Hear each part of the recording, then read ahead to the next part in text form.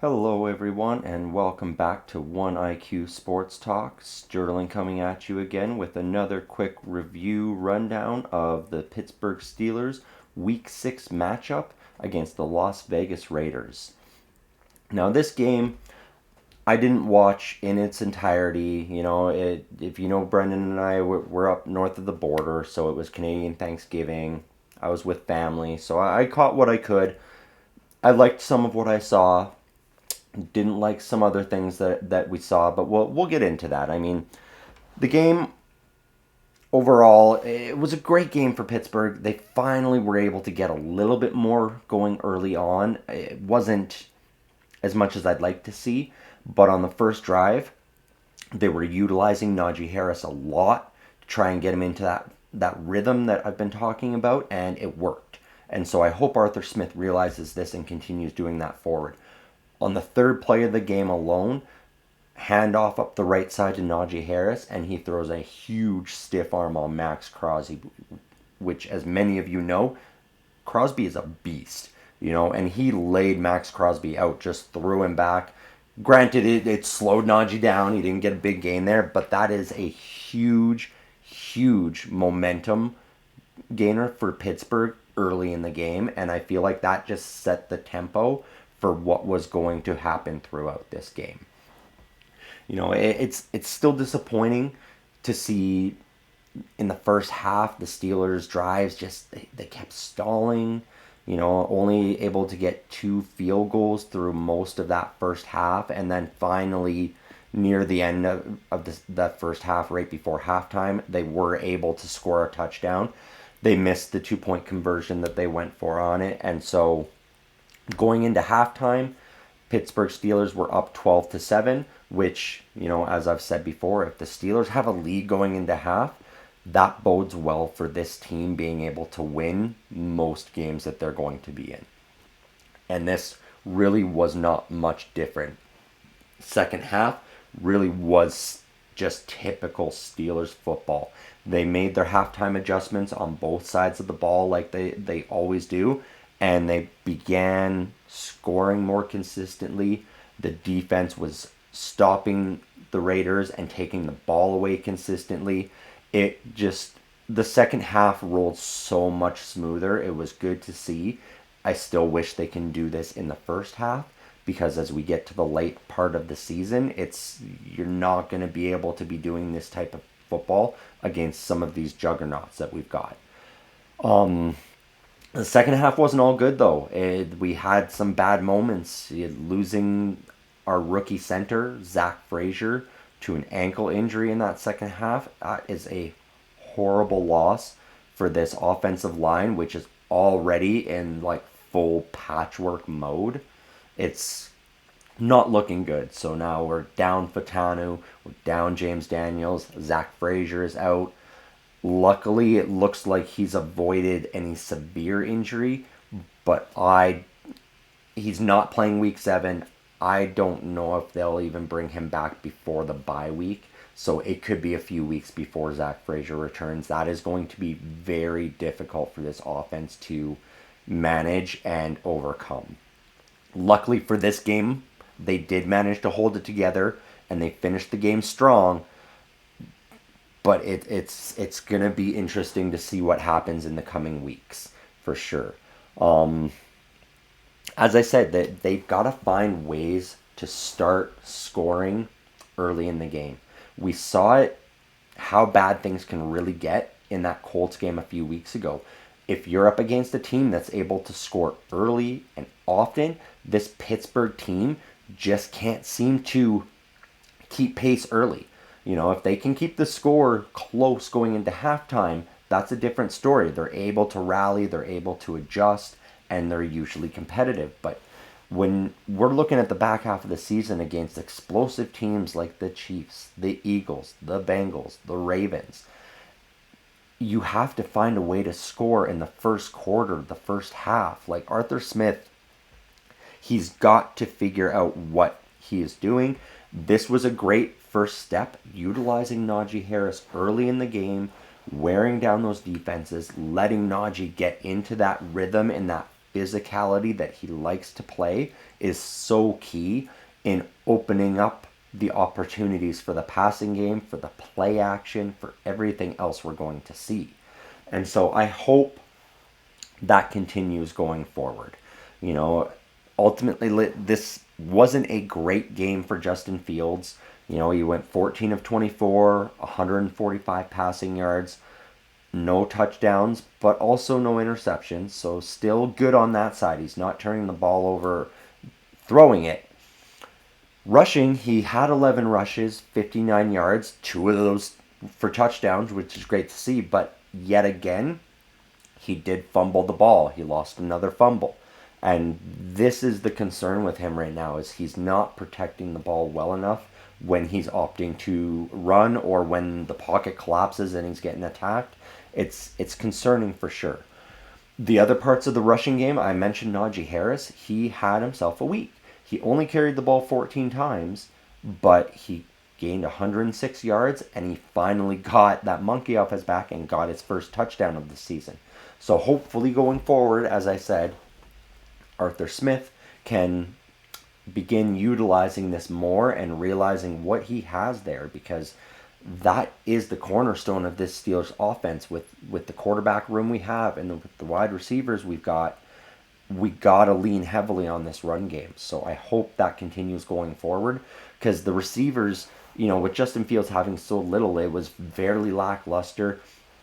You know, George Pickens had 3 receptions for 53 yards. Calvin Alston had 2 receptions for 36 yards. And there was sort of just a spattering of other guys with 1 or 2 receptions and, you know, under 30 yards each. It wasn't super phenomenal. You know, in the end, this game, like it often is for the Pittsburgh Steelers the last few seasons, is defense won them this game. Defense kept them in this game and gave them ample opportunities to get the win and to continue scoring. Patrick Queen was all over the place. I remember back in week 1, people were talking about how, oh, he's a bust. You don't see him out there. He's not making tackles. He had 13 total tackles this week. He was all over the place. He was wreaking havoc on that Raiders offense. So I was happy to see that. Only 1 sack for the defense this week. Cameron Hayward managed to get through and get himself a sack. It's been a few weeks now since we saw TJ Watt getting any sacks, which is a little concerning.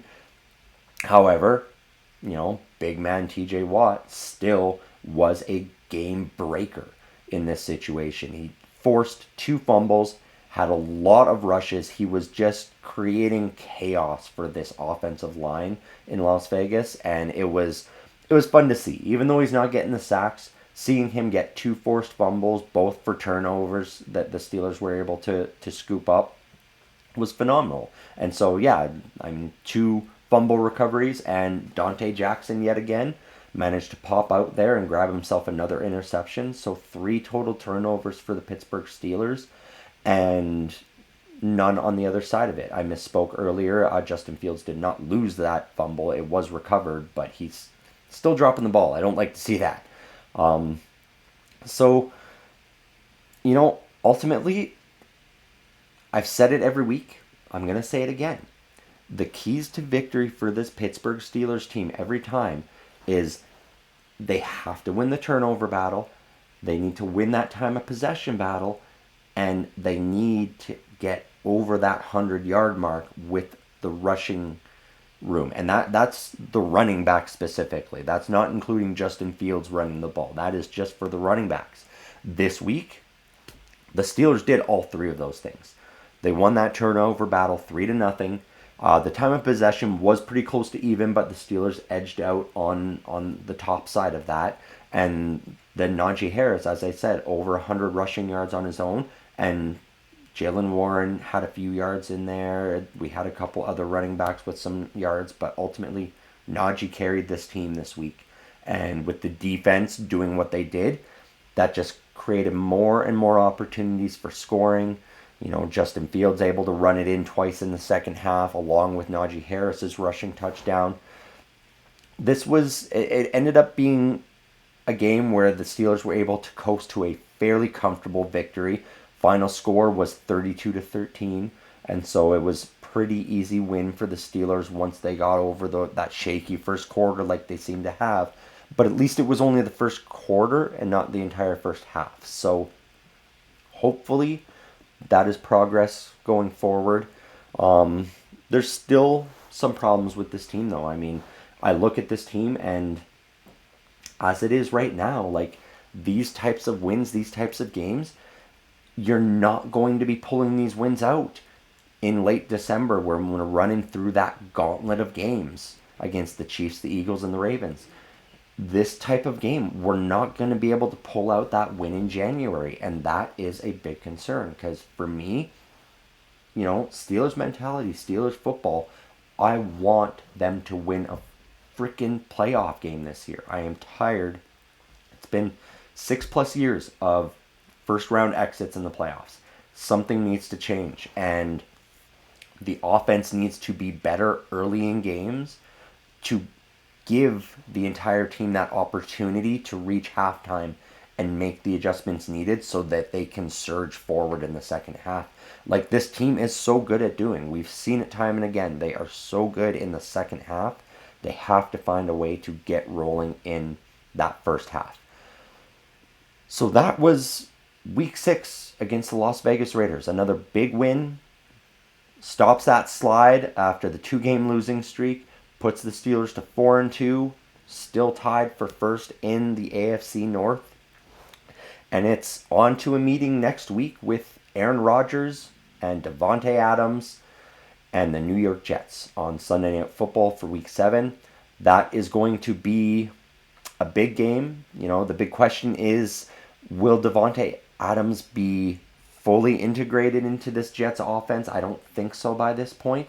And so what sort of plays will he be incorporated into? And how's this old duo going to look reunited freshly? I'm sure over the weeks they'll really start to gel again. But I'm hopeful that it's not, immediate lightning in a bottle and they're not able to get that connection immediately. So my Steelers can hopefully roll over another win against the Jets on Sunday Night Football. Either way, this is going to be a great game Sunday night. 2 good defenses, great secondary for the New York Jets, so it's going to be interesting to see how that goes. There's some controversy for Pittsburgh. Who's going to be the quarterback? Mike Tomlin won't tell us. He's saying maybe Russell Wilson. Everybody else is saying stay with Justin Fields. I'd rather stick with Justin at this point, but I get it. I know how Mike Tomlin is. If he goes with Russell Wilson, I'm not going to be surprised because that's the kind of stuff that he does. He just better hope that it works out, whether that's just by us squeaking out wins and you going back to Justin Fields, or he lights it up and it's lightning in a bottle for Pittsburgh and all of a sudden you've got that quarterback.